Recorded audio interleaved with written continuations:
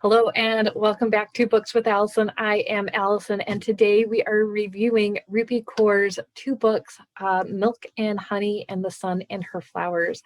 I really actually loved both of these books. They are poems, they are inspiring, they are really easy, simple, and her craft is really well done.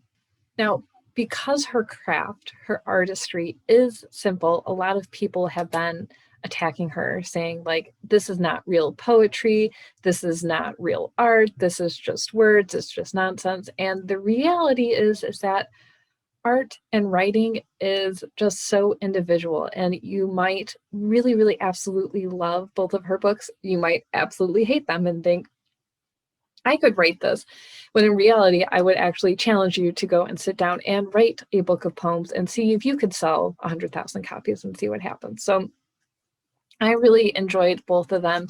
I thought they were both very inspiring. They were very courageous in her words and sharing these different stories. And I really appreciated her ability to so easily evoke emotion from myself, so her readers, and obviously she has for a lot of people, by having a casual writing where people are like, oh, it's not Sylvia Plath, or name any famous poet that you had to read in high school that you never read again. No, of course it's not. It's completely different.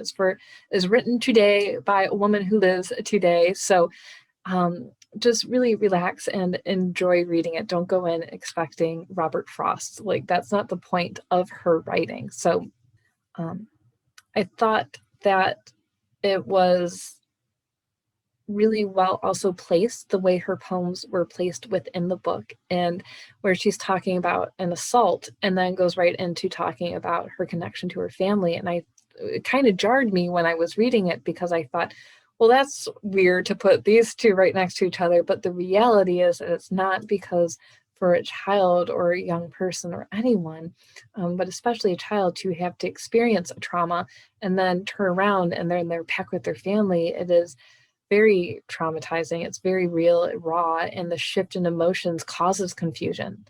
And I think she very well clearly laid that out. And you can see the difficulty in, I don't want to say, like, her challenge to rationalize everything that had happened. So it was really well done.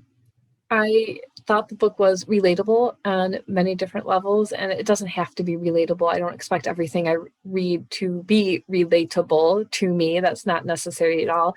But I bought a lot of books, a lot of poetry books this year, started reading them. Like, man, I'm not depressed.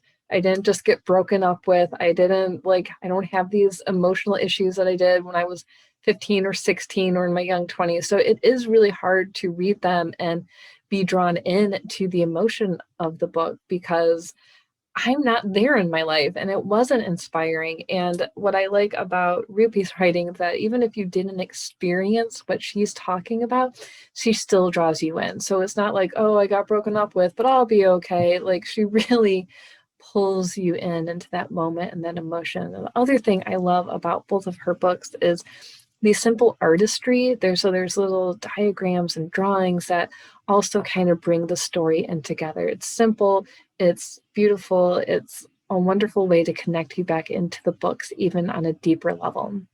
And I think it was John Dickerson that said there's a lot of gatekeeping in the poetry community. And I absolutely agree with that. There's a lot of gatekeeping in writing and art and music. So go in, if you are interested in reading these, with an open mind and open vulnerability to reading a new style of poetry that's simple, it's easy.